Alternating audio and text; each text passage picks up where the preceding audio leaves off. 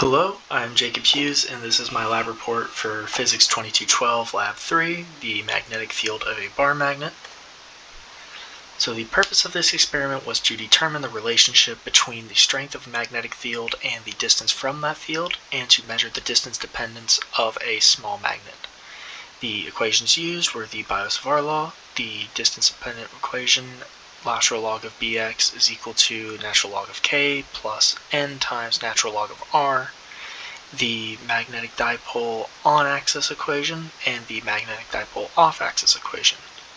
For my results, I got that k is equal to 5.6865 e to the negative 7, n is equal to negative 3.0368, and mu is equal to 2.843 am squared. The initial conditions of the experiment were that magnetic north is found and compensated for by rotating the phone with the magnetometer app up until x is equal to 0, and then aligning the meter stick to be on the east-west axis so that Earth's magnetic field and the bar magnet's field can be calculated separately.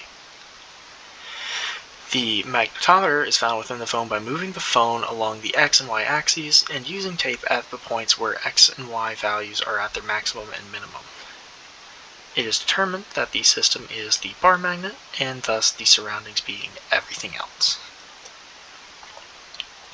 The assumptions made are that the magnetometer is only picking up the magnetic field of the magnet, and that all measurements are accurate.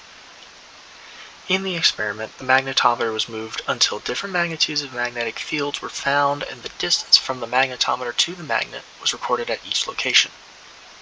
The values found at each location were then used in the distance-dependent equation, and were linearized by taking the natural log of the equation. Finally, the off-axis magnetic field was found by putting the phone perpendicular to the magnet and then repeating the process for the on-axis equation. So here is my data.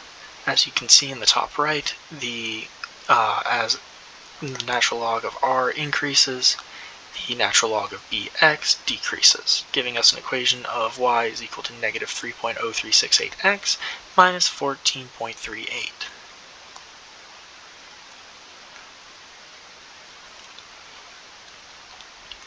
Our observations were that as the magnetometer moved further away from the magnet, it recorded a weaker magnetic field in the x direction.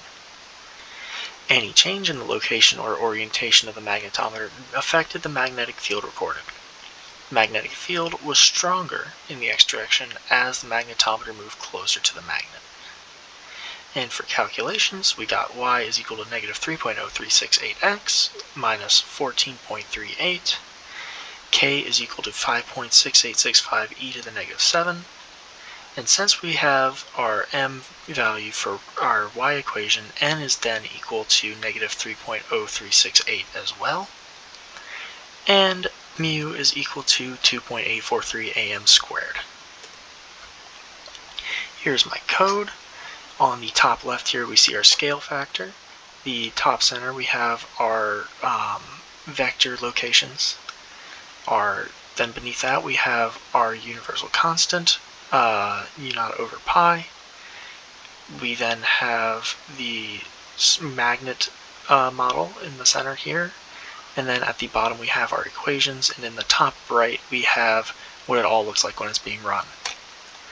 Furthermore, we have some vectors that I have created here, and then we have the equation for the 45-degree vector being printed and the vector being created.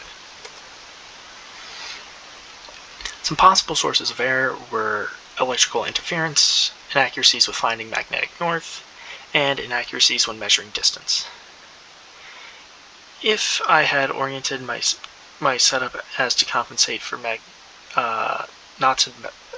apologies.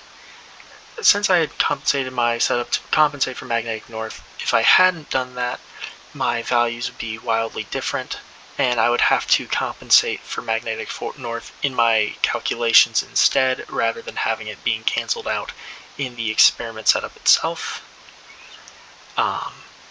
If I had two identical magnets and redid the experiment, how would the values differ? values would differ by being roughly double the values, as there are now two magnets, thus relatively the field should be twice the size.